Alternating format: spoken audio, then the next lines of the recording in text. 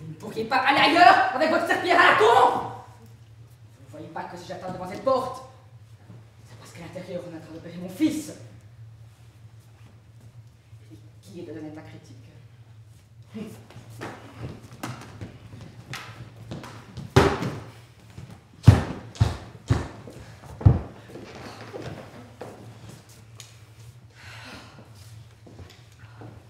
Sachez, monsieur, que vous venez de parler au professeur Kamilevitch.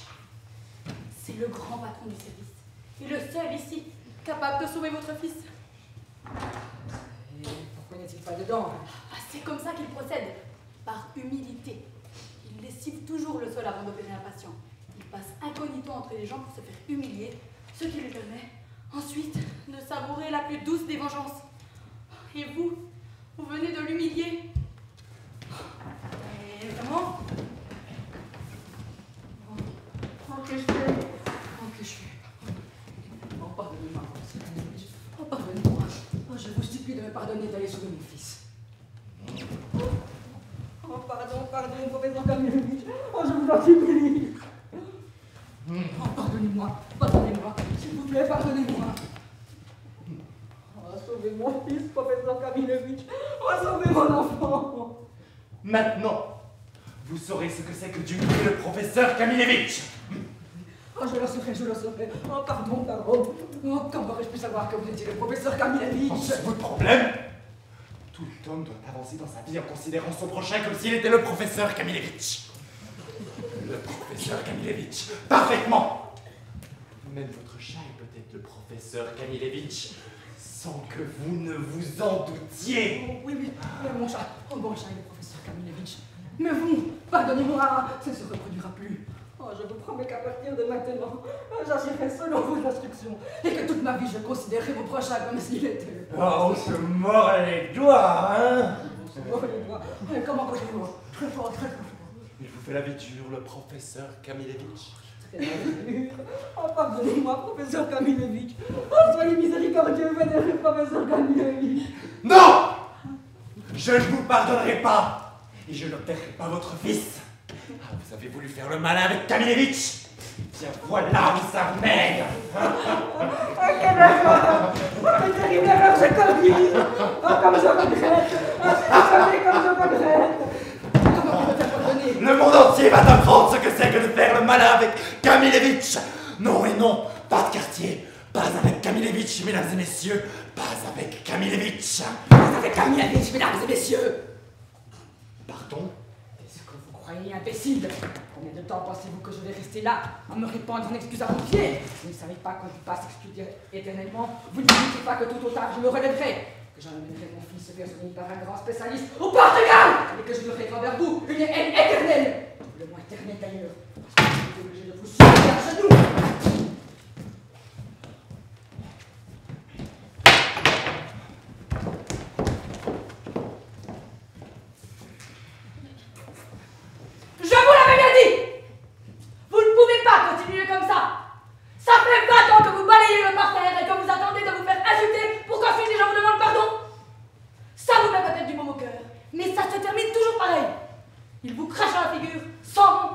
Et vous, du coup, vous continuez à nettoyer le parterre.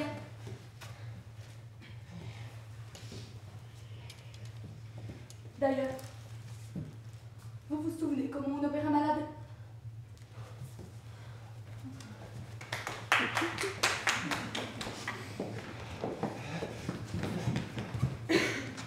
Je n'opérerai plus jamais!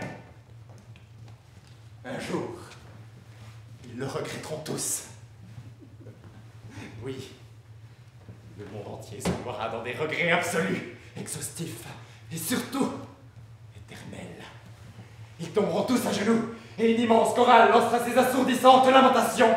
Oh, professeur Kamilevitch! Professeur Kamilevitch! Et il n'y aura plus de professeur Kamilevitch! Alors, seulement, vous comprendrez.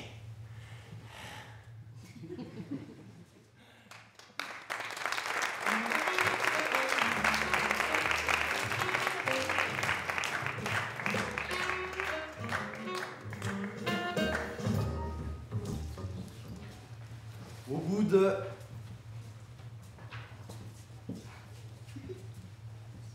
bout de 10 ans, au bout de 20 ans, 30 ans. au bout de 30 ans.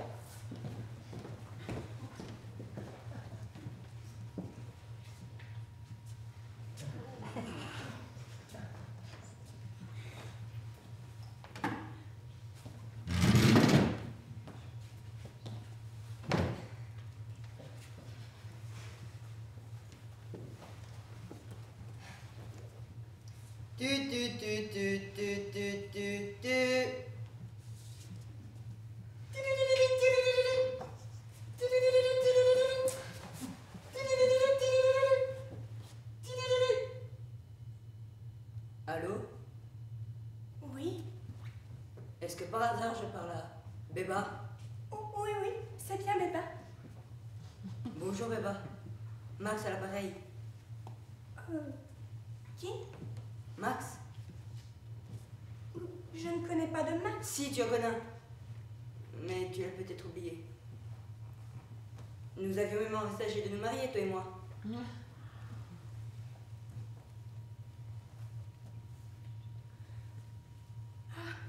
Max?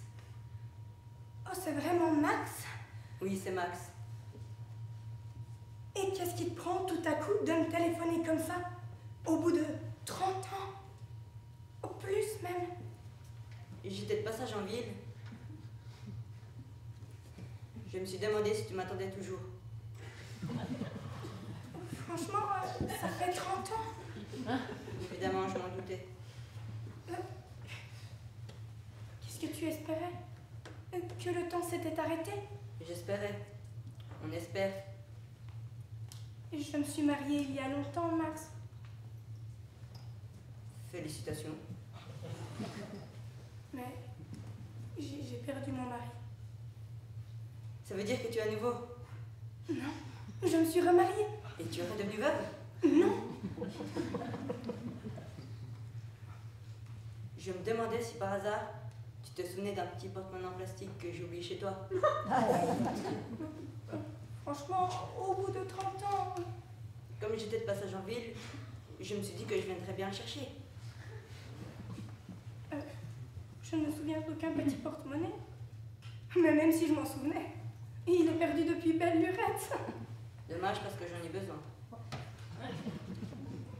Bon, donc tu dis que tu t'es mariée et que tu n'as pas mon petit porte-monnaie en plastique. Tu sais, celui pour la ferraille. C'est à peu près la situation.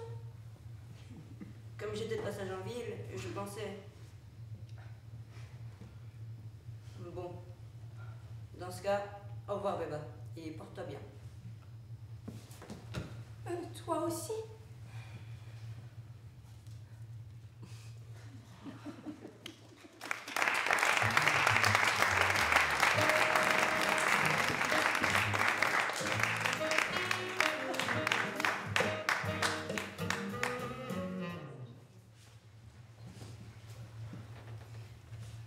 Dany chérie.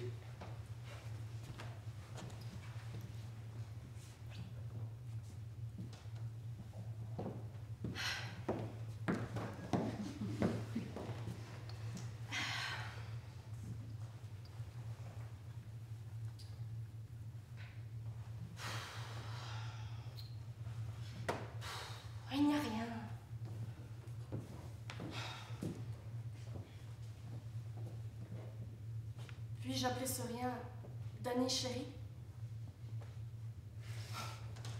Bien sûr que non. S'il n'y a rien, il n'y a pas non plus de Danny chéri. Mais il aura suffi qu'un homme, mon mari en l'occurrence, me pénètre pour que moi une cellule soit fécondée et commence à se diviser. Puis-je appeler cette division Danny chéri? Bien sûr que non. C'est encore trop tôt. Et si le processus s'arrêtait à mi-chemin? Ou s'orientait vers Lily chérie?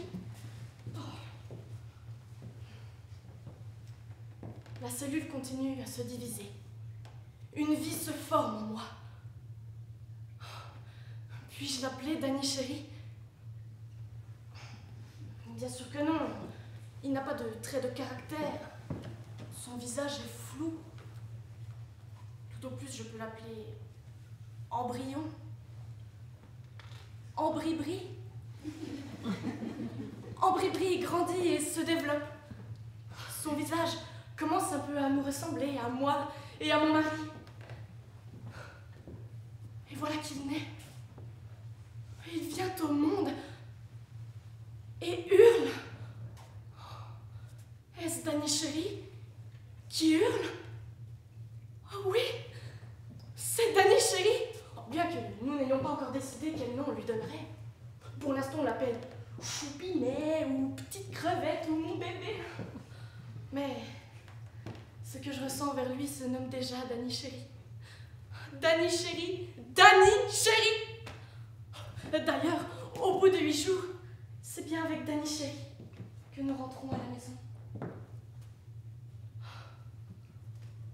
De ce rien, de toutes les combinaisons possibles et imaginables, de toutes ces divisions qui n'ont pas pu se faire vibrer mon cœur qu'un courant d'air, voilà qu'a émergé la chose à laquelle je tiens le plus au monde, Danny chéri.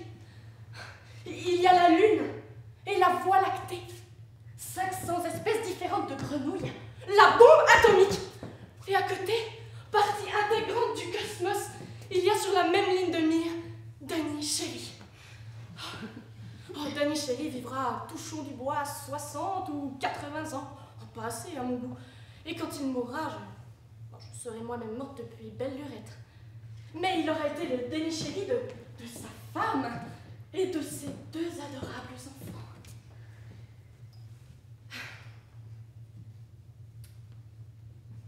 Et s'il est mort, pouvons-nous encore l'appeler Danny chéri? Oh, bien sûr que oui.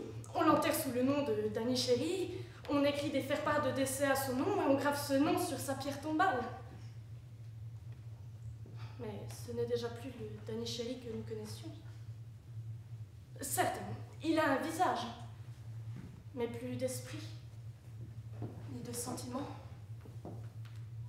Et avec ces traits qui deviennent de plus en plus flous, combien d'années pourrons-nous continuer à l'appeler Danny chéri? Il finit par s'effacer complètement. De Danny chéri, il devient Clamsy chéri, cadavre, puis squelette. Il ressemble presque à la cellule première qui s'était divisée, mais à l'envers. Car cette fois, au lieu de grossir, il rétrécit et se fait dépouiller par ce qu'il y a autour de lui. Les plantes et la vermine s'en donnent à cœur joie et le réduisent en grains de poussière, des petits poussis plus rien. Pouvons-nous encore appeler ça Danny chéri? Bien sûr que non. S'il n'y a plus rien, il n'y a pas non plus de Danny chéri. Voilà, fini Danny chéri. Bon, jusque-là c'est clair. Mais je me demande tout de même, premièrement, comment est-ce possible? Comment expliquer que, d'abord, il n'existe pas, tout à coup il existe, et ensuite, de nouveau, il n'existe pas? Deuxièmement, pourquoi est-ce ainsi? Si Danny chéri n'avait jamais existé, j'aurais compris, mais puisqu'il a existé, pourquoi faut-il de nouveau qu'il n'existe pas? Troisièmement, si telle est la loi de la nature, c'est-à-dire s'il faut que d'abord il n'existe pas, tout à coup il existe et qu'ensuite de nouveau il n'existe pas, pourquoi ai-je tant de mal à l'admettre? Pourquoi ne puis-je pas dormir tranquillement la nuit? Oui, pourquoi suis-je incapable d'accepter la loi de la nature? Quatrièmement, Je refuse toute généralité, que ce soit de physiciens, philosophes ou théologiens qui reviennent sur le cycle de la vie et tout le bazar. C'est peut-être idiot, mais ce qui m'intéresse, moi, c'est uniquement le problème de mon Dany chéri. Dany chéri. Rien d'autre.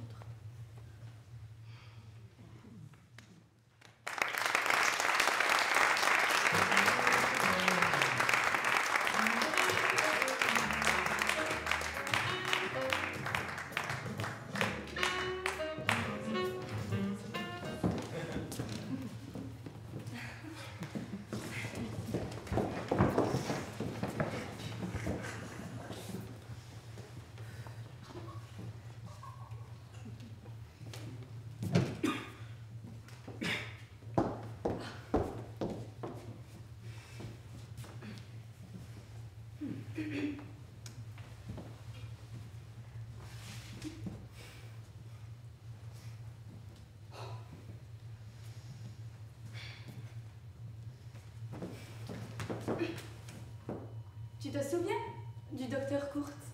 Celui qui, à l'époque, s'est montré très élogieux sur tes travaux de psychologie comportementale. Bien sûr. Il est arrivé quelque chose. Il est mort. Ah, pas du tout. C'est juste que je viens de le croiser par hasard dans la rue. Et tu sais ce qu'il m'a dit? Qu'il était au regret de m'apprendre que tout ce qu'il avait écrit à ton sujet s'était par la suite révélé complètement erroné. Il est désolé, mais tes travaux sont de la plus totale nullité. Il a ajouté que cela faisait déjà un certain temps qu'il me cherchait pour m'en informer. Sérieusement? C'est ce qu'il t'a dit? Et il t'a dit que mes travaux étaient de la plus totale nullité? Ah oui! Il admet qu'à l'époque, tes conclusions l'avaient fortement impressionné, mais elles étaient tellement superficielles qu'elles n'ont pas résisté à l'épreuve du temps. Aujourd'hui, son erreur d'appréciation lui a sauté aux yeux. Il n'était pas le seul à aimer mes travaux. Tu sais, à l'époque, on n'a pas arrêté de me féliciter. Eh bien, figure-toi que le chef de ton département, une certaine Madame Mouzalak, Docteur Mouzalak, a téléphoné pas plus tard qu'hier. Qu'est-ce qu'elle voulait? M'informer de la terrible erreur qu'elle avait faite. Mon sujet? Oui, elle qui ne s'est jamais trompée sur rien, avoue avoir été totalement avec les parties travaux. À l'époque, elle a cru que tu valais quelque chose. Mais bon, aujourd'hui, elle se rend compte à quel point elle s'est trompée. Comment c'est possible? Elle n'avait pas Dieu, pas de cerveau! Ah, si! Mais elle allait très mal, tu comprends. Elle était fatiguée et en pleine dépression. Du coup, elle avait cru discerner en toi une étincelle de génie, ou je ne sais quoi. Mais voilà, le temps a passé. Elle s'est reposée, a retrouvé toute son énergie et est sortie de sa dépression. En repensant à toi en présence de toutes ses facultés, force lui a été de constater son erreur. Elle a compris que tu n'étais pas du tout ce qu'elle avait imaginé.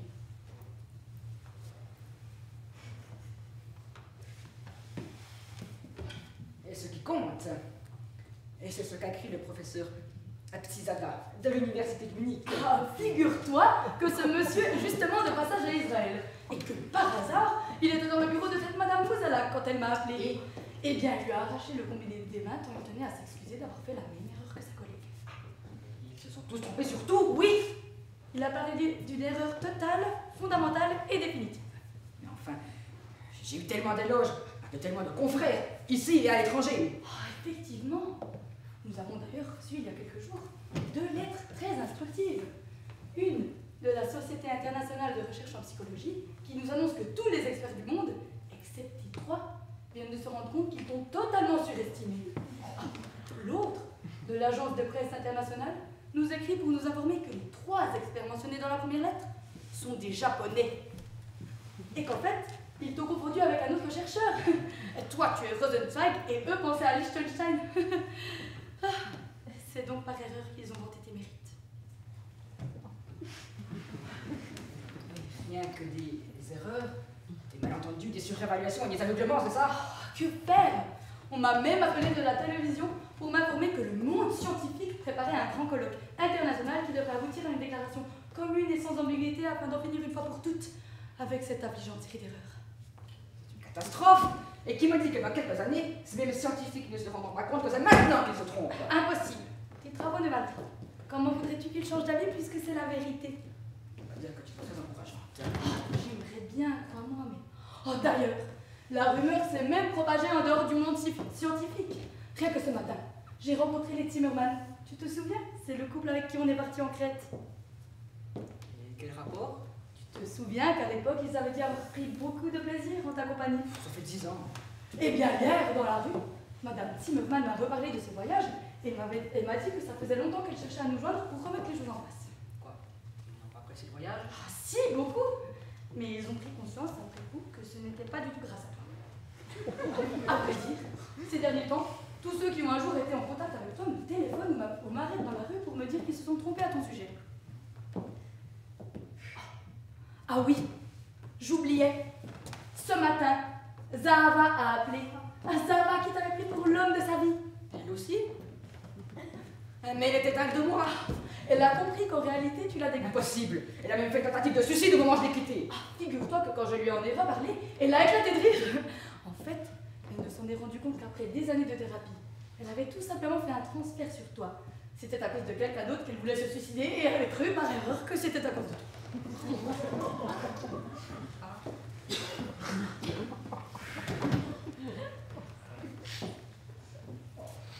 Mais qu'est-ce qui se passe tout d'un coup?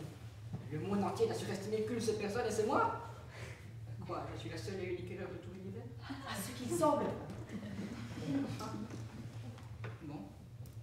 Bon, ils se sont tous trompés à mon sujet, et ont tous changé d'avis, d'accord. Mais pourquoi ce besoin de le clamer sur tous les toits? On s'est trompé, et alors? On ne peut pas laisser une erreur courir tranquillement? Tu es apparemment un point particulièrement douloureux. Tu sais, le genre qui appuie juste là où ça fait mal. C'est terrible, c'est terrible.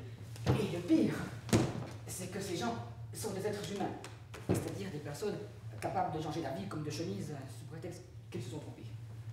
Quand je pense que je vais tout miser sur le fait que je ne dis pas n'importe qui, C'était une erreur. ça va pas exister. Si, il faut que toi aussi tu saches que tu t'es trompé sur toi-même, comme les autres. Et si tous les autres changeaient d'avis dans 100 ans? En ce qui te concerne, aucune inquiétude, ça n'arrivera Mais pas. supposons. Alors, dans 200 ans, ils rechangeront d'avis et diront à nouveau qu'ils se sont trompés. Rassure-toi, c'est impossible. Et moi, je serai une merde ou un génie selon que... Aucun risque. Tu as atteint ton minimum, le point de non-retour dont ne se relève pas. Ma valeur ferait le yo-yo au fil des générations à venir. Moi, je serais couché dans la tombe, et la seule chose qu'il me resterait à faire, c'est de suivre avec angoisse mes fluctuations comme le cours de la bourse. C'est terrible. Et si demain, une bombe atomique explosait et détruisait la Terre, eh bien, elle détruirait avec elle un monde convaincu de m'avoir célébré par erreur. Pas un monde qui me portait au nu. Effectivement. Tous les gens partiraient en fumée avec la certitude de m'avoir célébré par erreur. Terrifiant. Des milliards de particules de certitude qui travailleraient leur erreur pour l'éternité à travers le cosmos. Évidemment, puisqu'il s'agit d'une vérité éternelle. Tout frissonnant de douleur, le professeur Psizada lâchera un râle d'agonie, porteur de la certitude de m'avoir, par erreur, pris pour quelqu'un. Les lèvres du docteur Kurz se contracteraient en un ultime spasme d'agonie. Ainsi que celle de ton amoureuse Zahava. Un ultime spasme qui ne regretterait pas ce cher professeur Rosenzweig, dont nous admirons tous la profondeur et le discernement. Non, non, dans son ultime spasme, il se désolerait en même temps que la bombe atomique et de son erreur à mon sujet. Sans oublier les 3 Japonais, qui eux se désoleraient de la bombe atomique et de leur confusion entre Liechtenstein et Rosenzweig. C'est un vrai cauchemar. Oui, même les 3 Japonais.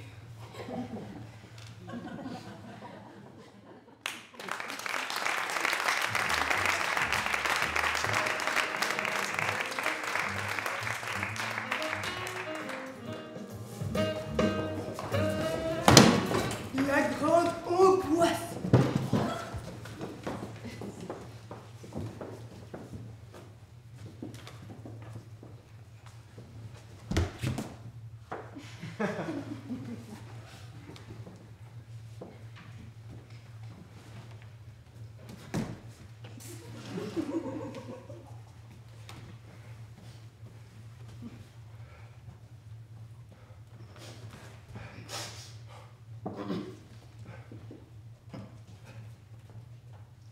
C'est avec une grande angoisse que je me permets de vous demander si nous pourrions convenir d'un rendez-vous.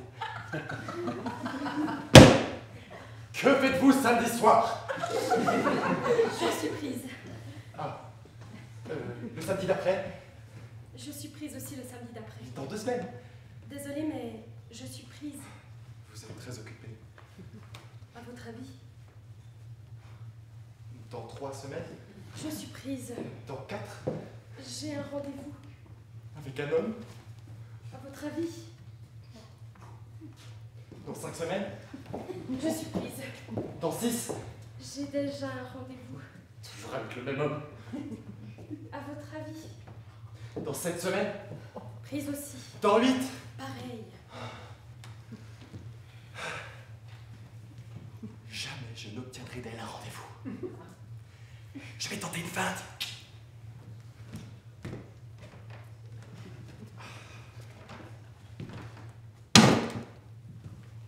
On peut aussi se voir en semaine, vous savez. Que faites-vous lundi? Ce lundi, j'ai un rendez-vous. Et que faites-vous mardi, mercredi, jeudi, vendredi? Je suis prise. Avec le même garçon que les samedis soirs? À votre avis? Dans ce cas-là, que faites-vous les lundis, mardi, mercredi, jeudi, vendredi de la semaine prochaine, les lundis, mardi, mercredi, jeudi, vendredi de la deuxième semaine, les lundis, mardi, mercredi, jeudi, vendredi de la troisième semaine, les lundis, mardi, mercredi, jeudi, vendredi de la quatrième semaine, les lundis, mardi, mercredi, jeudi, vendredi de la cinquième semaine, les lundis, mardi, mercredi, jeudi, vendredi de la septième semaine, et les lundis, mardi, mercredi, jeudi, vendredi de la 8e semaine. Je suis prise. Dites-moi si je me trompe, vous êtes, me semble-t-il, une fille super occupée. Je suis comblé, j'ai tout. La fille, la drague, le cœur qui bat, les jambes qui flanchent, la sueur, la diarrhée, l'échec total et inéluctable. Qu'est-ce qu'un homme peut désirer de plus? Bon. Là, je vous ai demandé un rendez-vous pour août-septembre. Je vais en avoir pour au moins 7 jours à m'en remettre, ce qui veut dire que ma dernière semaine de juillet sera bien remplie. J'ai de quoi me méditer, mais désolé pour les nuits entières. Je me propose donc de vous arrêter à nouveau dans la rue la première semaine du mois d'août. Nous pourrons alors convenir un rendez-vous pour octobre-novembre. Au cas où je ne croiserai pas la première semaine d'août, mais la deuxième, nous apporterons la possibilité d'un rendez-vous pour octobre-novembre, début décembre. Bien que décembre soit une très mauvaise période et je me doute que vous ne pourrez pas me fixer de rendez-vous à cause des fêtes de fin d'année. Ce ne sera même pas à cause d'un garçon. Mais bon, je préfère laisser les questions de décembre pour la 3e ou la 4e semaine du mois d'août. On verra. Pour l'instant, portez-vous bien et au revoir.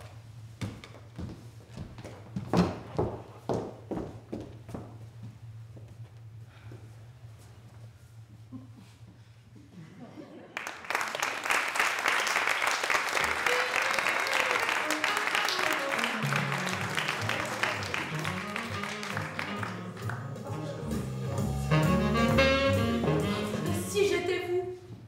Oh!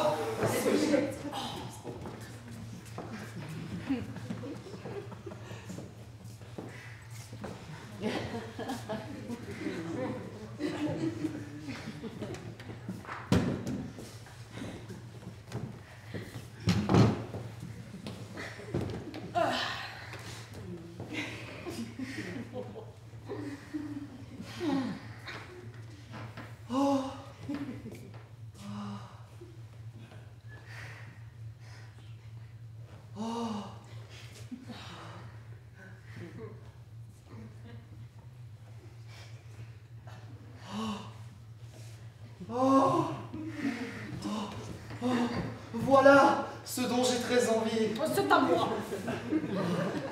J'en ai très envie quand même. Impossible. Dommage, parce que j'en ai terriblement envie. Oui, mais c'est terriblement impossible.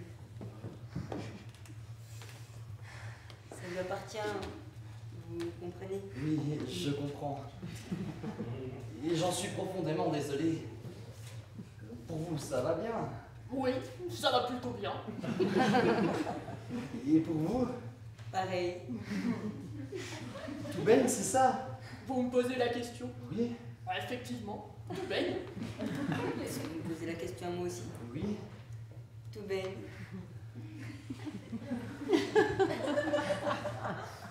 Quel dommage que je ne sois pas vous. Ah oui, j'avoue que c'est génial d'être moi. L'apothéose.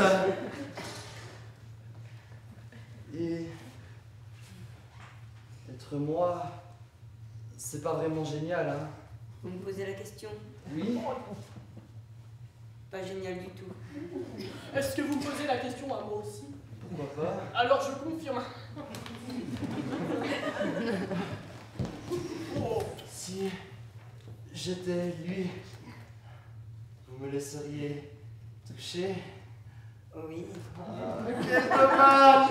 Mais étant donné qu'il n'est pas moi, tu ne le laisseras pas toucher, n'est-ce pas? Évidemment.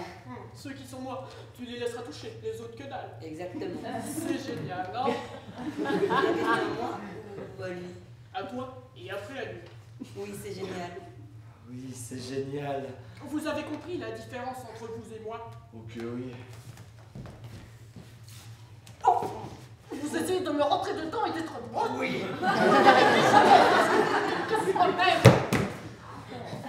C'est vrai. Oh, quel dommage!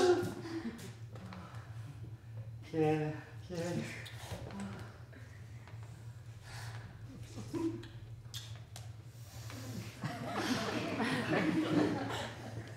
Oh! Ça y est, il en a terminé avec son admiration. Je regrette qu'il ne puisse pas rester éternellement béat devant moi. C'est que je dois aussi m'occuper de moi. Et en plus, j'ai des courses à faire. Désolé, je suis obligé de fermer la bouche.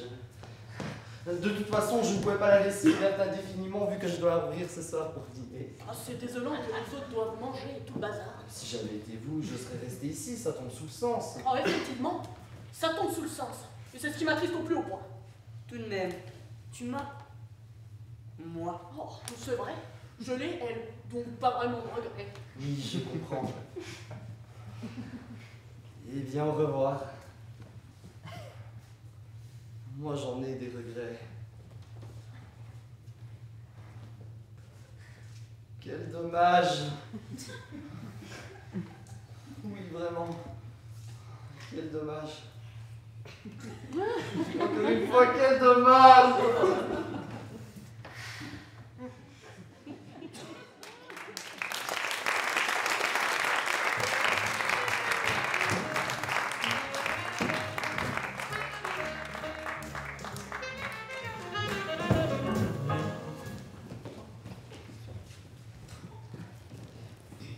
Le mari qui rétrécit.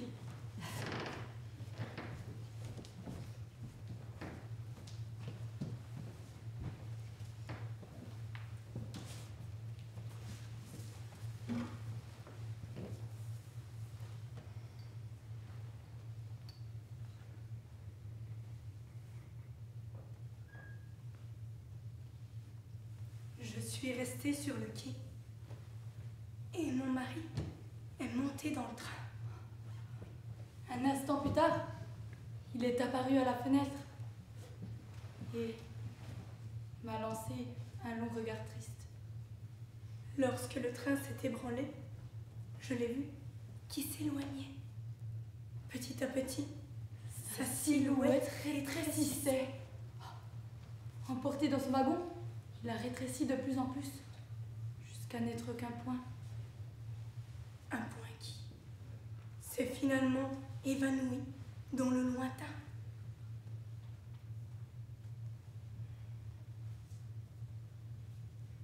J'ai tourné les talons. Mais à ce moment-là, j'ai entendu, juste à côté de moi, le sifflement de la locomotive. Et je me suis rendu compte que le train n'était pas parti, qu'il n'avait absolument pas bougé, que le rétrécissement de mon mari n'était pas une illusion d'optique. Je me suis approchée de la fenêtre du compartiment et j'ai passé la tête à l'intérieur. Une femme qui était assise là m'a demandé si, par hasard, je cherchais le monsieur qui avait rétréci. Celui qui venait de disparaître dans le cendrier mural. En écrasant sa cigarette, elle l'avait vu dedans. Tout doux, recroquevillé.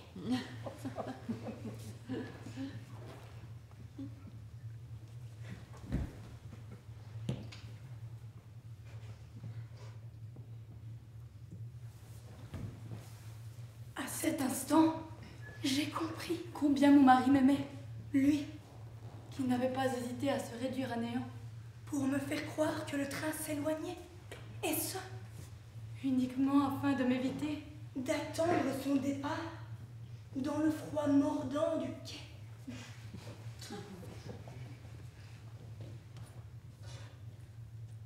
Alors,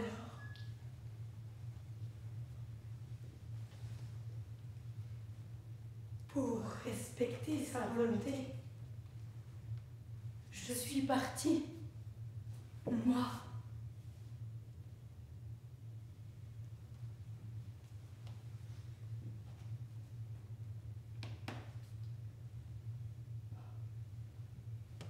réchauffé par la tendresse de son amour.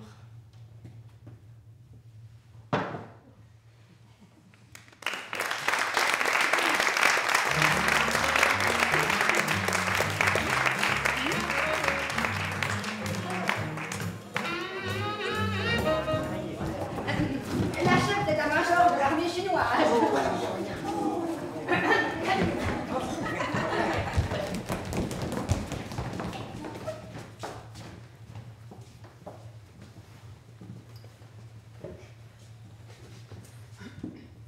J'ai reçu une proposition officielle du gouvernement chinois.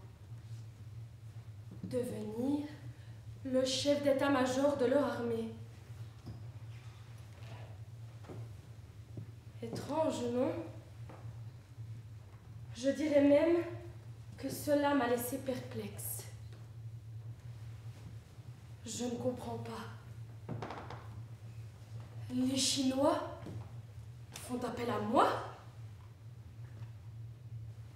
Au début, j'en ai ri, comme tout le monde.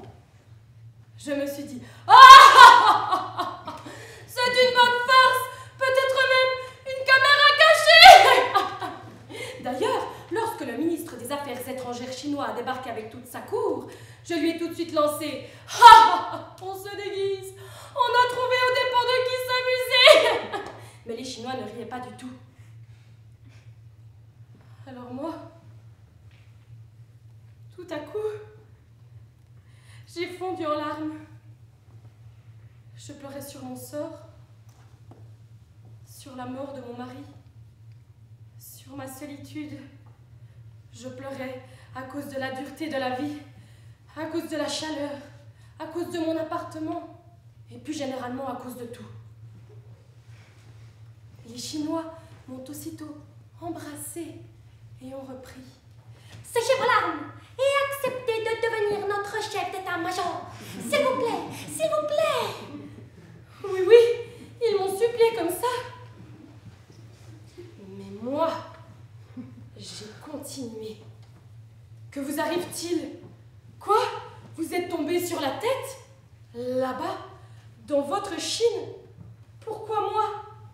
Comment pourrais-je? Je ne parle pas chinois et je ne comprends rien aux affaires militaires. Mon mari s'y connaissait un peu en politique. Aucun problème. M'ont coupé les Chinois. Vous pouvez chasser tous les obstacles de votre esprit. En ce qui concerne la langue, nous mettrons des interprètes à votre disposition. Quant aux affaires militaires, vous aurez autant de conseillers que vous voudrez. La seule chose que nous attendrons de vous, c'est que vous acceptiez de devenir notre chef d'état-major. Alors là, moi, je leur ai carrément demandé à quoi je servirais. Qu'est-ce que vous me trouvez? Ce que nous vous trouvons, M'ont répondu les Chinois. c'est que notre armée vous réclame. Vous, et pas quelqu'un d'autre. Le pauvre soldat chinois couvert de boue et de poussière. La sentinelle qui monte la garde nuit après nuit croit en vous. Ils vous suivront n'importe où. C'est vous qu'ils ont désigné. Voilà. J'ai ressenti... Je ne peux pas décrire ce que j'ai ressenti.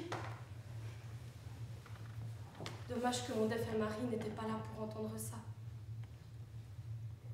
Mais moi, j'ai refusé. Pensez-vous que les Chinois ont laissé tomber? Pas du tout. Ils ont continué. Pourquoi ce refus? Nous vous donnerons des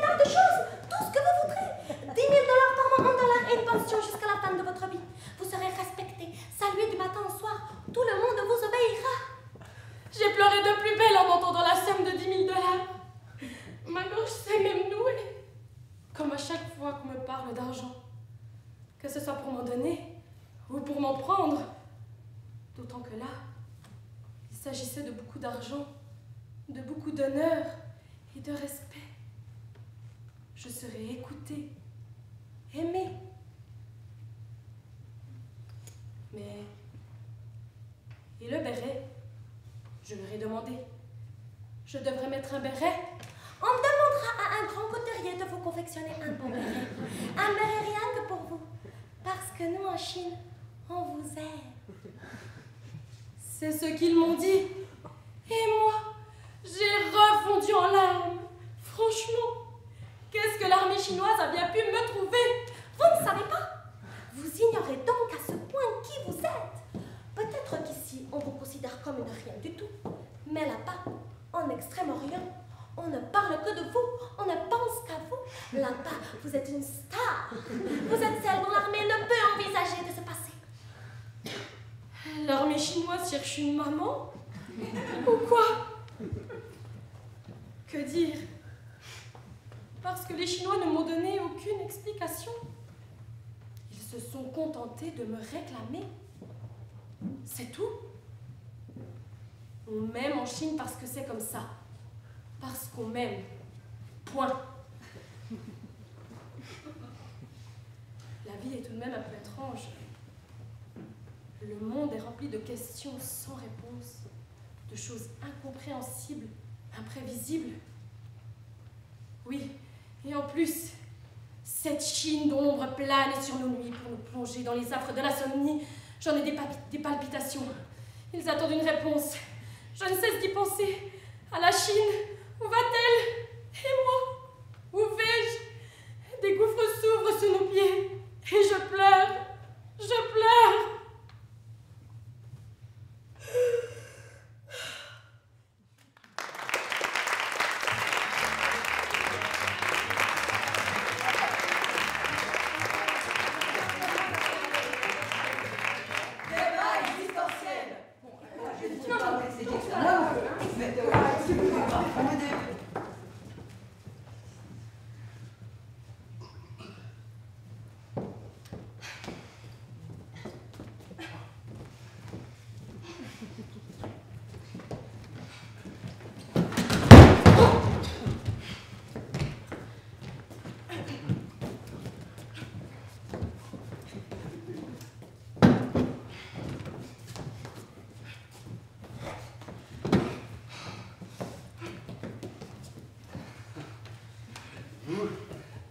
Vous êtes quelqu'un de très sérieux. Le genre professeur, non. Vous ne riez jamais. Dites-moi, même quand vous êtes assis sur les cabinets, vous ne riez pas? Assis sur les cabinets, monsieur. Moi, je pleure. Les cabinets sont le théâtre où se joue le drame de ma vie. Vous êtes constipé. Je suis terrorisé à l'idée qu'à force de pousser, l'arrêt qui va de mon trou de balle au tuyau de Rose se déchire et que tous mes organes internes tombent dans la cuvette. J'ai entendu parler d'un quelqu'un. Vraiment? Oui, au Japon. Un Japonais a découliné dans ses cabinets. Et moi qui fais mon frère de la ville pour rien? Certainement pas pour rien. Vous vous faites de la bile à juste titre, c'est moi qui vous dis. Ça s'est décroché à partir d'où? Du diaphragme ou de la trachée? À partir du haut, tout est tombé. On a retrouvé un gros tas dans la cuvette, avec au-dessus juste l'enveloppe du Japonais. Vide. Il en arrive des choses dans le monde. Oui, mais moi ce qui me fait le plus peur, c'est que mes tuyaux se mélangent à l'intérieur. Que mes intestins soient tout d'un coup connectés à mon urètre. Et ma vessie à mon anus. À vrai dire, la vessie branchée à l'anus, bon, ça ne m'inquiète pas trop. Oui, ça ferait simplement comme de la diarrhée. Exactement. Vous avez de la chance. Non. Le problème, c'est si mes intestins se retrouvent connectés à mon urètre. Imaginez que tout d'un coup, ce que j'ai évacué soit très compact. Un gros floc bien dur qui va absolument passer par devant. Ça ne pourra se solder que par le déchirement total de tout mon bidule. Ah oui, c'est terrible. Vous avez aussi ce genre d'angoisse? Oui. Imaginez le premier floc, le pire. Essayons de passer par le petit trou. Oh, quelle horreur, quelle horreur! J'ai lu quelque chose sur un tel cas. Dans le journal? Mais non, je ne lis jamais le journal. Jamais. Dans un livre, monsieur. Dans un vrai livre ou dans un roman? Est-ce que j'ai une tête à lire des romans? Dans un livre témoignage. Je ne me souviens plus si c'est arrivé tout seul ou si ce sont les médecins qui, après une opération, ont mal reconnecté les tuyaux. Qu'est devenu le japonais? Mais qui vous a dit que c'était un japonais? Un indien. Il s'agissait d'un indien en Inde. Maudite soit toute cette Asie. Bon alors, qu'est devenu l'Indien? Exactement ce que vous avez décrit. Son bidule s'est déchiré. Des lambeaux de chair pendouillaient au-dessus de la cuvette comme le caoutchouc d'un ballon éclaté. Le floc est passé avec du sang, beaucoup de sang. En fait, l'Indien s'est vidé de son sang dans les cabinets. Les organes aussi sont tombés. Oh, une partie, parce que l'orifice de votre machin, même déchiré, n'est pas immense. Les organes sont tombés, la rate, le pancréas, même le foie. Mais sans foi, on ne peut pas vivre. Évidemment. Comment vivre sans foi? La foi c'est essentiel, c'est l'âme. Le foie, pas la foi. On parlait du foie, de l'organe vital qui sert à neutraliser les toxines. Rien à voir avec la foi. Ah bon? Alors pourquoi ce serait le même mot si ça n'a rien à voir? Oh, mais ce n'est pas le même mot. Le foie c'est masculin et il y a un E au bout. Tandis que la foi c'est féminin, sans E. Logique, non? C'est comme imbécile et imbécile. Ça n'a rien à voir. Imbécile? C'est quoi imbécile? Ça n'existe pas imbécile. Peu importe, c'était pour l'exemple. Disons qu'imbécile, au féminin, désigne un petit hublot de bateau. Eh bien, il n'y a aucun rapport entre hublot de bateau et imbécile. J'aurais mieux compris avec un vrai exemple, pas avec un truc qui n'existe pas. Je n'en ai pas trouvé, mais fondamentalement, ça ne change rien. Le cœur et les reins sont restés à l'intérieur de l'Indien. En revanche, la vessie qui s'est ratatiner a elle aussi fait plouf, comme un sachet dégonflé. De même qu'un poumon qui, vidé de son air, a réussi à passer par l'orifice. Un poumon? Mais quoi, le diaphragme ne l'a pas retenu?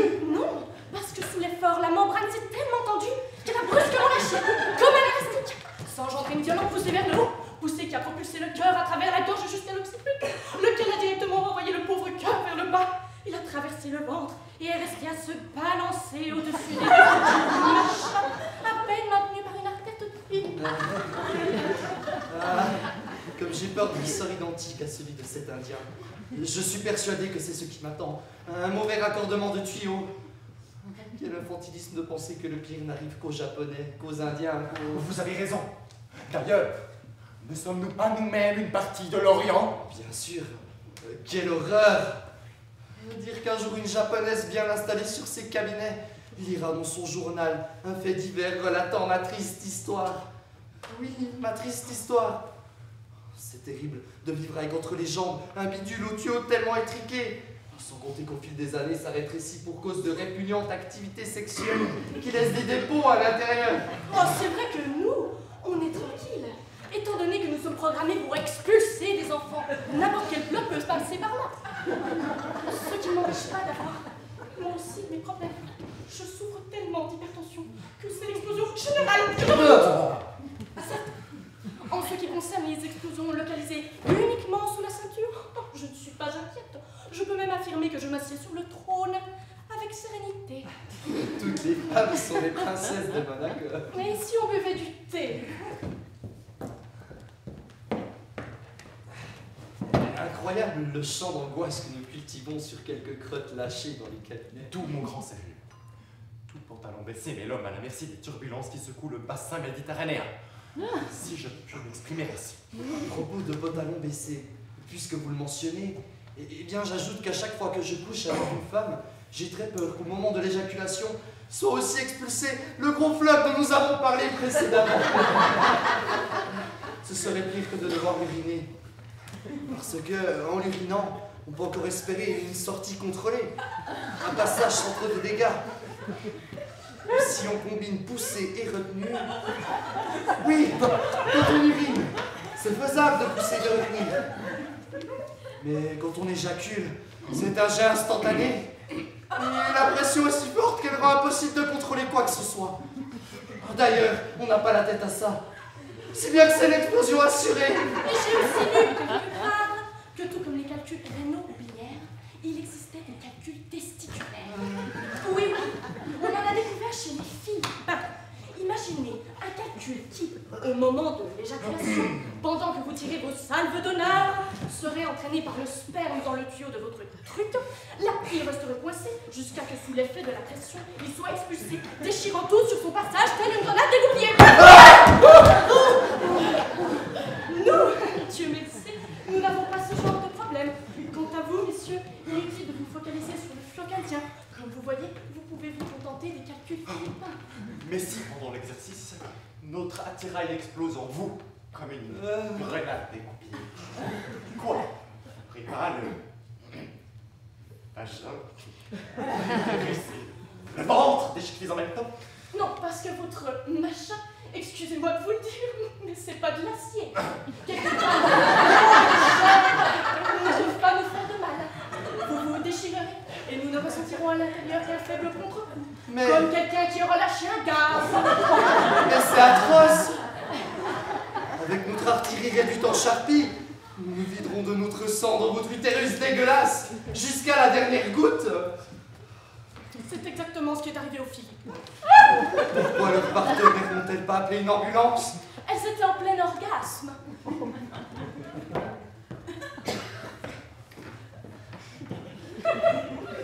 Eh oui. C'est bien ça le problème avec les femmes.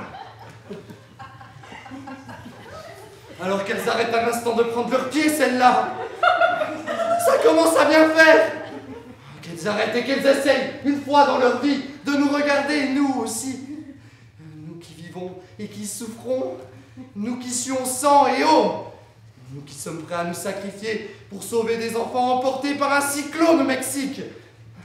Oui, parfaitement. Alors que vous, mesdames, qu'est-ce que... Ça ne peut plus durer. Il est temps de nous organiser. Qui ça? Nous. Nous, la jante masculine. Mais qu'est-ce que la jante masculine sinon un ramassis indolent d'individualistes timorés? On a déjà essayé de fédérer les retraités et ça n'a pas marché. Les gens préfèrent se regrouper pour protester contre n'importe quoi plutôt que de se battre pour ce qui est réellement important. C'est vrai. Quand il s'agit de choses essentielles, ils restent là, à soupirer la nuit, chacun dans leur coin. Ça va prendre encore un instant, mais on aura du thé. Moi, ce dont j'ai peur, c'est vraiment d'un bouge général, à cause de mon hypertension. Et si elle explosait de la tête? Oh, ça aussi, ça m'angoisse. Ses dents seraient projetées de toutes parts comme des éclats de vue. Ses dents seraient projetées de toutes parts comme des éclats de vue. Imaginez qu'une de ces canines vienne me trancher la jugulaire et me tuer. Eh oui! Même quand ce sont elles qui explosent. C'est nous qui se terrorisent. Je pense que la femme et la cuvette des chiottes sont deux terrains hautement minés. Tout à fait d'accord avec vous. Je savais que j'avais affaire à quelqu'un de très sérieux qui ne rit jamais. C'est que je ne cesse de penser à tous les dangers qui me guettent. Et voyez, ce que je crains le plus, c'est qu'après ma mort, quelqu'un tire les commissures de ma bouche vers le haut et plaque sur mon visage une sorte de sourire éternel que je ne pourrais effacer. Ça, vous voyez, ça me fout le moral en l'air. Après la mort, on est vraiment à la merci de n'importe qui. La femme, les chiottes et la mort. Tel est le trio infernal qui nous pourrit la vie. Buvez le thé tant qu'il est chaud. Oui. Du thé, au moins ça.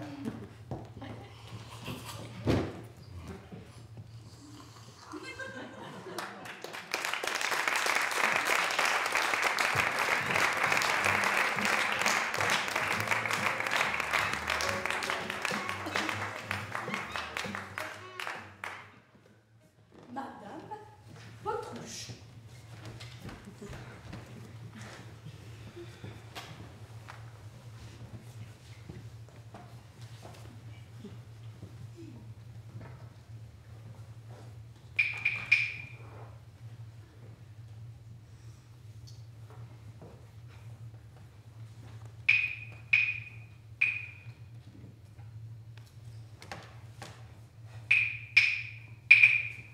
Rentrez! Bonsoir. Madame Potrouche? Elle-même. Entrez, je vous en prie. Merci.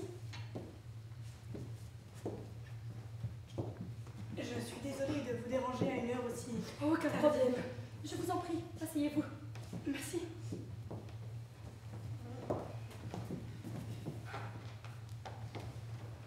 Je ne vais pas vous embêter longtemps, Madame Potouche.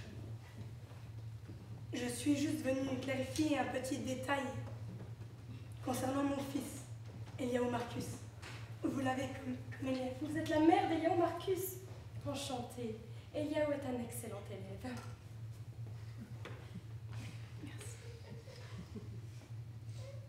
Le problème, c'est que depuis un certain temps, il revient à la maison et il me raconte des choses auxquelles j'ai un peu de mal à croire. Eliao? Mais c'est un enfant tellement... C'est bien pour ça. Moi aussi, au début, quand il a commencé à me débiter ses élucubrations, j'étais très étonnée. Je n'ose même pas vous le répéter. Ça va sans doute vous faire rire. Tenez, par exemple, il y a 2 jours, il est revenu de l'école et m'a soutenu dur comme fer qu'en cours de géographie, vous leur aviez appris, vous, Madame Potouche, que la Terre était plate. C'est drôle, non? C'est-à-dire que c'est drôle qu'un enfant soit capable d'affabuler à ce point. Enfin, quoi qu'il en soit, ça ne peut pas être vous qui leur avez dit une chose pareille. Si, c'est moi. Pardon? Ah, c'est de l'humour. Pourquoi de l'humour? Pourquoi de l'humour? Pourquoi de l'humour? C'est-à-dire que vous leur avez effectivement dit que la Terre était plate. Oui. Ah, excusez-moi, mais nous savons tous que la Terre est ronde. Nous savons tous. Qui ça, tous? Moi, par exemple, je ne le sais pas. Bon, parfaitement. Et permettez-moi de vous poser une question simple. Si la Terre est ronde, comment se fait-il que les gens qui vivent de l'autre côté, qui marchent la tête en bas et les pieds en haut, ne tombent pas dans le ciel? Enfin, n'importe quel gamin sait que le haut et le bas sont des concepts relatifs. Des concepts relatifs? Ah, qu'est-ce que c'est que des concepts relatifs? Madame Marcus, pourquoi lancer des mots compliqués sans réfléchir? Moi, je pose une question simple. Comment les gens peuvent-ils marcher la tête en bas et les pieds en l'air sans tomber? Et vous me répondez par des concepts relatifs. Mais enfin, vous croyez que j'ai un petit poids à la place de la cervelle? C'est la force de gravitation universelle. Vous êtes en train de vous égarer de vos concepts relatifs, Madame Marcus. Très bien. Mais alors, si je puis me permettre, Madame Potouche, comment expliquez-vous, vous, que les gens qui vivent en Australie ne tombent pas dans le ciel? C'est très simple. La Terre est plate. Donc, si je comprends bien, mon fils n'a rien inventé du tout. Eliao? Certainement pas. Eliao est un élève sérieux et intelligent. Que faire? Moi, je n'ai pas du tout l'impression de vivre sur une boule. Désolée. Et entre nous, Madame Marcus, quand vous dites les gens qui vivent en Australie, avez-vous déjà vu l'Australie? Non. Avez-vous une preuve de l'existence de l'Australie? Une preuve de l'existence de l'Australie? Oui, oui, vous m'avez bien entendu. Êtes-vous sûr que ça existe, l'Australie? Car en y réfléchissant bien, qui attire notre attention sur l'Australie? Qui édite les cartes géographiques d'Australie? Qui nous informe sur ce qu'il se passe en Australie? Bref, qui essaye de nous convaincre qu'un endroit tel que l'Australie existe? L'ambassade d'Australie. Et comment voulez-vous qu'ils soient objectifs, ceux-là, puisqu'ils sont australiens?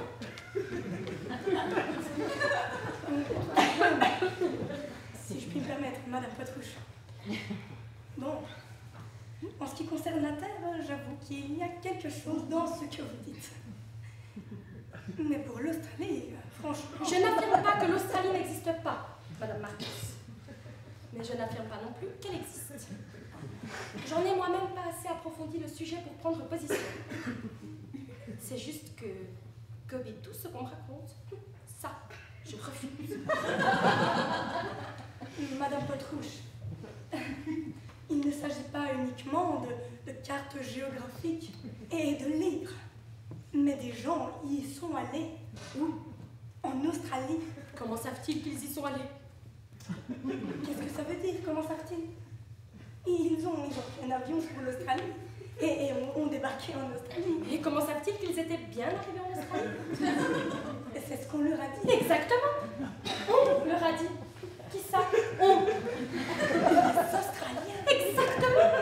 Vous attendiez-vous à ce que les Australiens leur disent autre chose? Mais est-ce parce qu'ils le disent que nous, on doit le croire? Quelqu'un débarque tout à coup et affirme qu'il est docteur. Cela suffit-il à faire de lui un grand chirurgien? Peut-être est-il tout simplement porteur? D'ailleurs, ce nom, Australie, Australia, en anglais, moi, ça m'a fait plutôt penser à Austria. Et Austria, c'est quoi? L'Autriche. Oui. Bref, je me demande si l'Australie ne serait pas tout simplement une déformation de l'Autriche que personne, allez savoir pourquoi, ne prend la peine de corriger. Bien que, entre nous, l'Autriche aussi ne me paraisse pas totalement fiable. Pour vous dire la vérité, il est vrai que la question de savoir si la Terre est ronde ou plate, j'avoue que moi aussi, je me la suis souvent posée, sans oser en parler. Pourquoi devrais-je être la première à crier plate, alors que le monde entier crie ronde? J'ai été la seule à crier sur Marco l'épicier, parce qu'il vend toujours des yaourts périmés. Eh bien, personne n'est intervenu. Ils sont tous restés là, sans broncher. Alors moi, ça m'a suffi. En ce qui concerne ma terre, j'avais décidé de ne rien dire. Mais maintenant que je vois que vous pensez la même chose, eh bien j'admets volontiers que je n'ai jamais été totalement convaincue par le globe. Je suis donc ravie d'avoir enfin trouvé quelqu'un qui, comme moi, refuse tous ces... Oui, tous ces... Comment tous ces... Tout. Prenez la physique, par exemple. C'est vraiment n'importe quoi. Et si on ne peut rien y comprendre, c'est parce qu'il n'y a rien à comprendre. Mon cerveau, lui, ne cesse de me répéter qu'il s'agit d'une vaste fumisterie. Bien que je n'ai personnellement jamais étudié la physique. N'empêche qu'un jour, j'ai rencontré un physicien. Et il avait une barbichette et des yeux filous. Au moins, quand je regarde une personne droit dans les yeux, je sais tout de suite si elle est crédible ou non. En ce qui concerne ce physicien, je ne lui aurais pas donné un chèque en blanc, si vous voyez ce que je veux dire.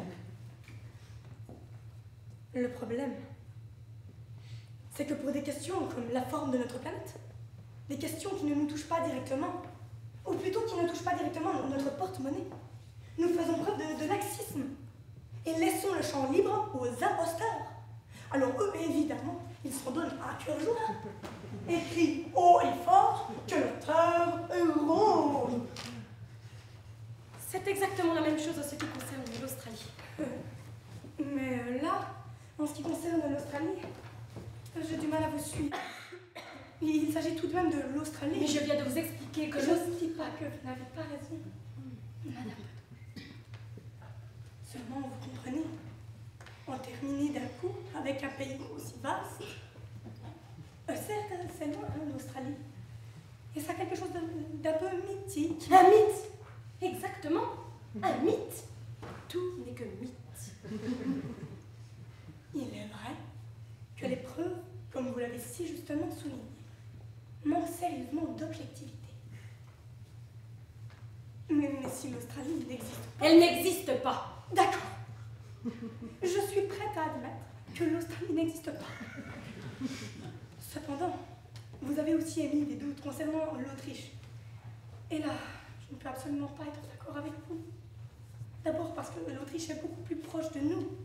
Mais ce n'est pas la raison principale, non. La raison principale, c'est que j'ai un cousin qui vit en Autriche. À ce qu'il dit, Ah, mais ce n'est pas du tout genre à mentir. C'est mon cousin. Qui parle de mensonge.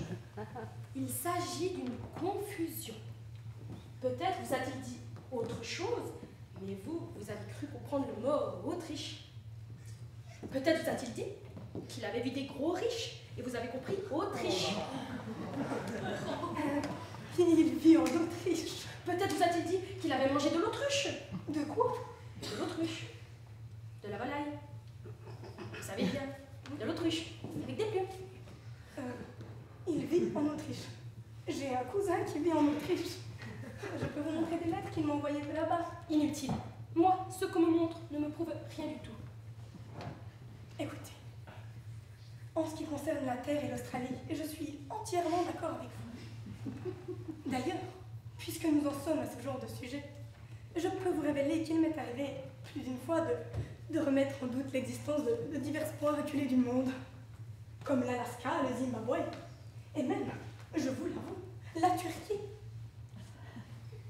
Parce que ça se passe comment, en fait? Les gens se mettent à vous raconter tout un tas d'histoires, les journaux écrivent des articles, bref, on en fait tout un plat.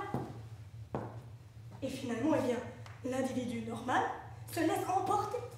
Il perd son sens critique et ne prend même plus le temps de s'arrêter une seconde pour se demander que signifie la Turquie.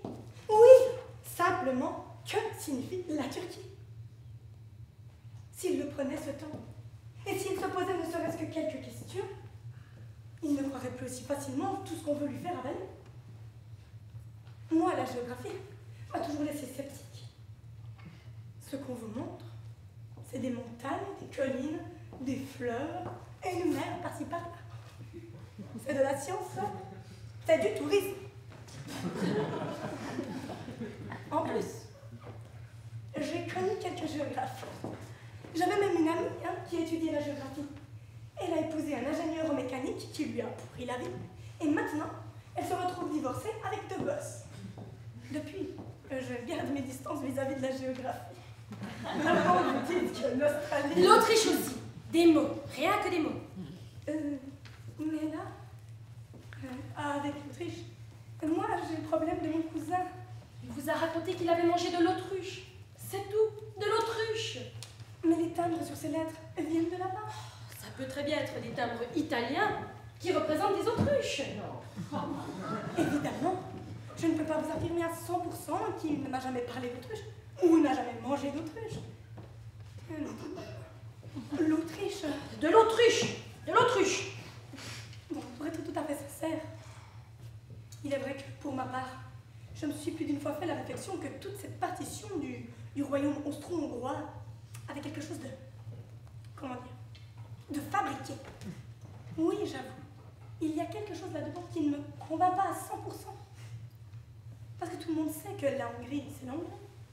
Tandis que l'Autriche. Qu'est-ce que c'est que l'Autriche? La Hongrie. Exactement.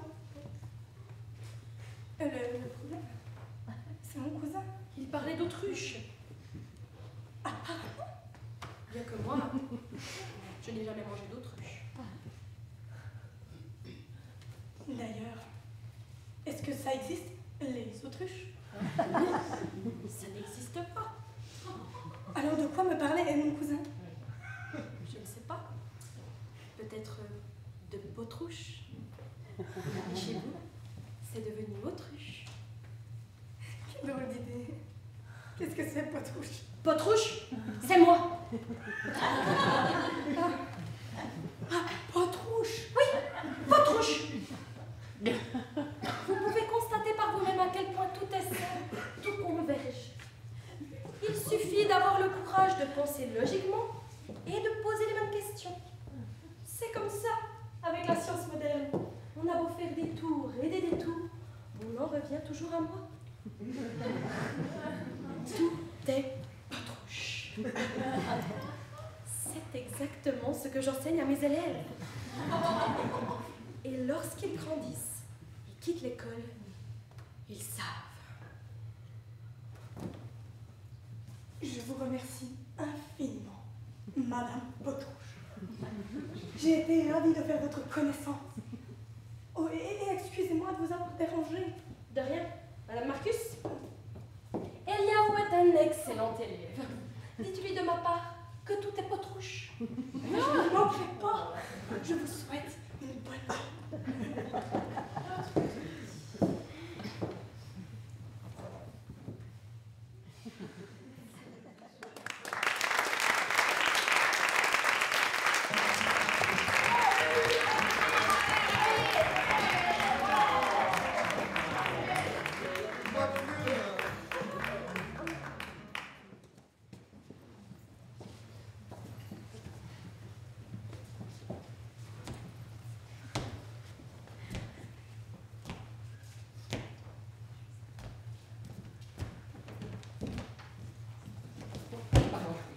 Ah!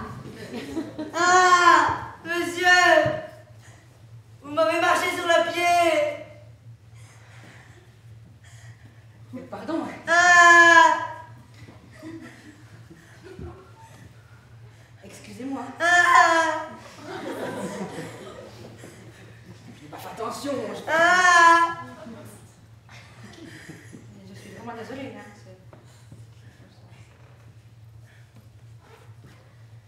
Allez, ça va, ça va. Vous avez de la chance que je sois dans un bon jour. Sinon, vous m'auriez entendu. C'est moi qui vous le dis. Vous avez vraiment beaucoup de chance. Vous êtes un chanceux. Je vous félicite. Vous de même. Eh bien, afin de sceller notre réconciliation, pourriez-vous, s'il vous plaît, me faire traverser la rue sur votre dos? C'est parce que je demande.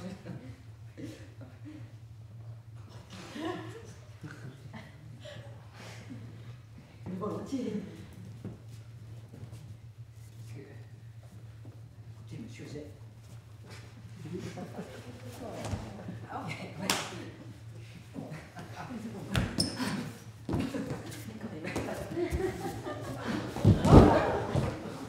Excusez-moi. Je vous remercie. Vous êtes quelqu'un de bien. Je vous félicite. Pour compenser l'effort que je viens de fournir en portant, accepteriez-vous d'aller m'acheter une bouteille de coca et un paquet de chips à l'épicerie du coin? Je l'aurais fait volontiers, mais je n'ai pas de monnaie. Vous auriez été une femme, je vous aurais assurément invité à dîner. Mais vous n'êtes pas une femme. Dommage. Et vous, dommage que vous ne soyez pas une plume. Parce que si vous aviez une plume, ça ne vous aurait rien fait que je vous marche sur le pied et ça aurait été plus facile de vous porter. D'ailleurs, pourriez-vous, s'il vous plaît, me faire traverser la rue? Je n'allais pas du tout dans cette direction. Volontiers. Écoutez,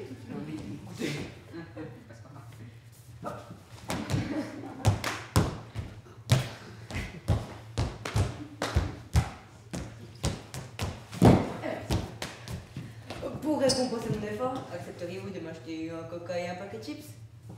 je l'aurais fait volontiers. Non, vous n'avez pas de monnaie. Exactement. Et si vous aviez été une femme, je vous aurais assurément invité à dîner.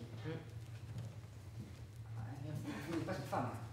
Dommage. Et vous, dommage que vous ne soyez pas une plume. C'est ça.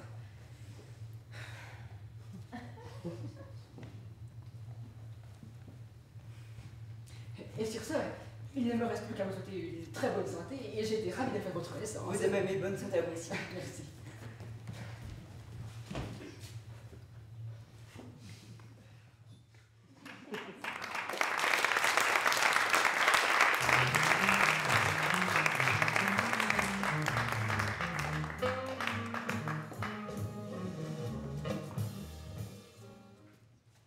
Devant la porte.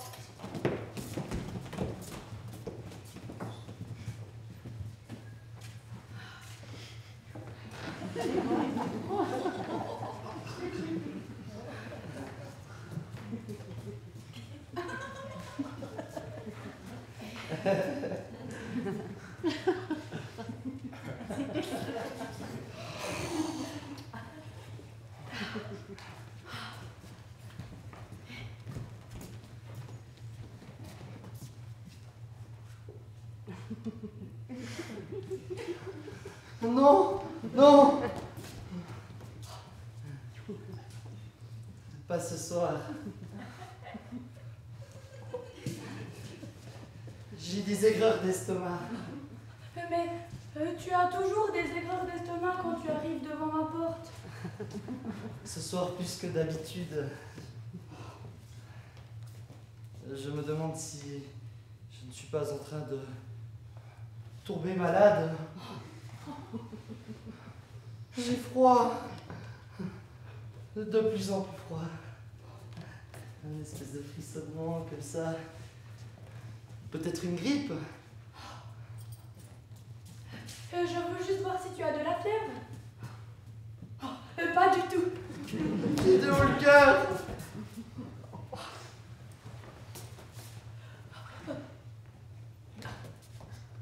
Où est-ce que je peux aller vomir? Dans les toilettes. Viens, je t'accompagne. Ah non, pas dans tes cabinets.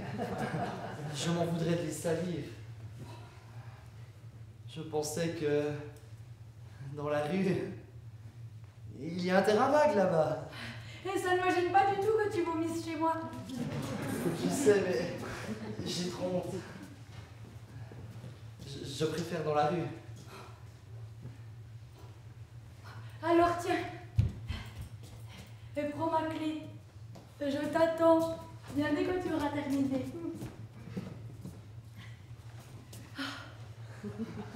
Non, non. Il serait plus sage que je rentre chez moi pour me reposer. De quoi? D'avoir vomi. Et quand est-ce que je te reverrai? Quand je serai guéri. Si je guéris un jour. Ce dont je doute. Tu m'aimes encore? Pourquoi pas?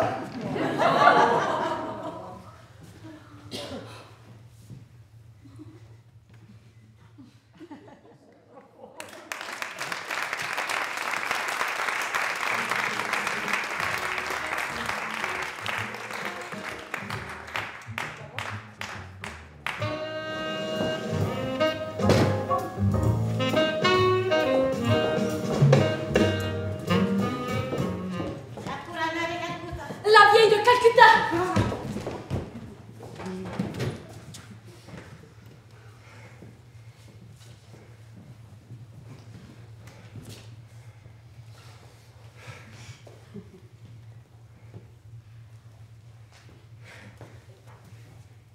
Je suis en ce moment même dans un état d'extrême tension que je ne m'explique pas.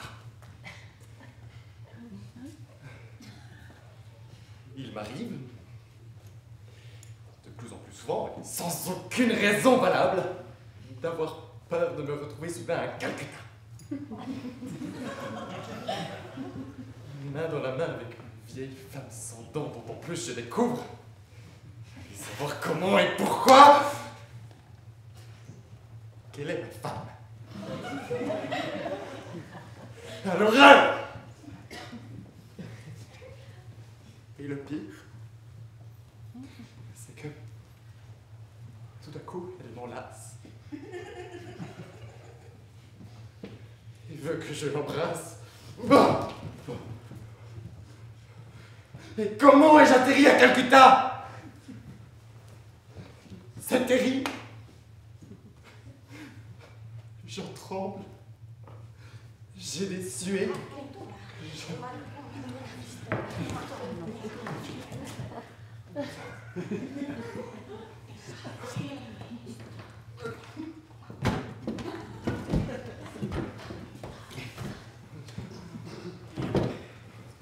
La voilà, la vieille indienne. Elle s'appelle Castrebranca. Et elle vous fait dire qu'elle en a ras-le-bol de nourrir les angoisses de tout un tas d'individus sur Terre.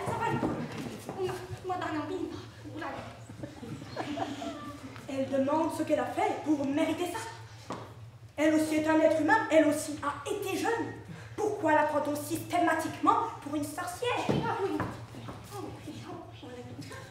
Elle dit qu'elle aussi, elle a des angoisses.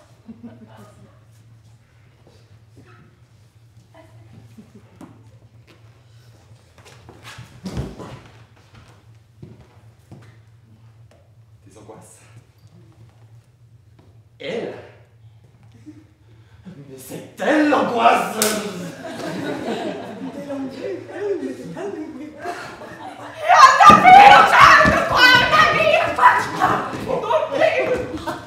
Ça ne lui plaît pas du tout à la vieille qu'on la prenne pour quelqu'un qui n'a pas ses propres angoisses.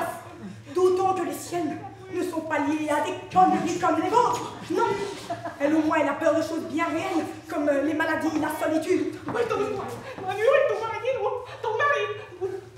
Elle ne peut pas dormir correctement à cause du souvenir de son défunt mari et d'un de ses fils qui a été tué. Elle ne peut pas manger correctement parce qu'elle a perdu toutes ses dents et qu'elle n'a pas assez d'argent pour acheter un dentier.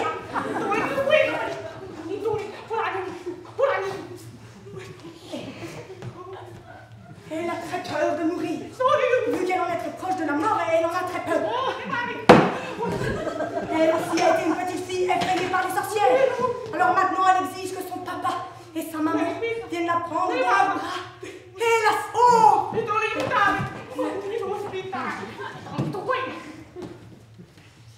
Quoi qu'il en soit, vous l'avez profondément blessée. Et c'est profondément blessée qu'elle s'en retourne à Calcutta, à sa vie de souffrance et de misère, de faim et de solitude. Jusqu'à son dernier souffle.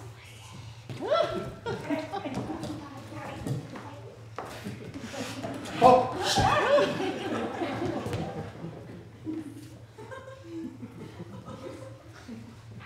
Et moi? Non seulement je reste dans cet état d'extrême tension que je ne m'explique toujours pas, mais en plus maintenant me voilà écrasé par le poids d'une terrible culpabilité. Oui, je me sens coupable envers toutes les vieilles de Calcutta et du monde entier. Toutes celles que je n'ai pas enlacées et pas embrassées.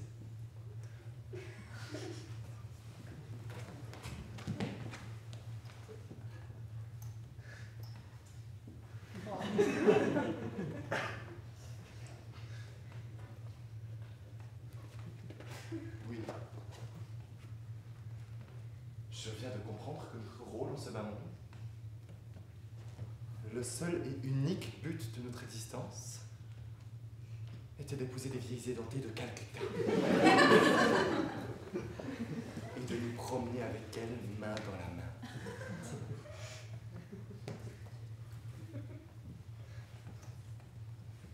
Tout le reste n'en est que la minutieuse préparation.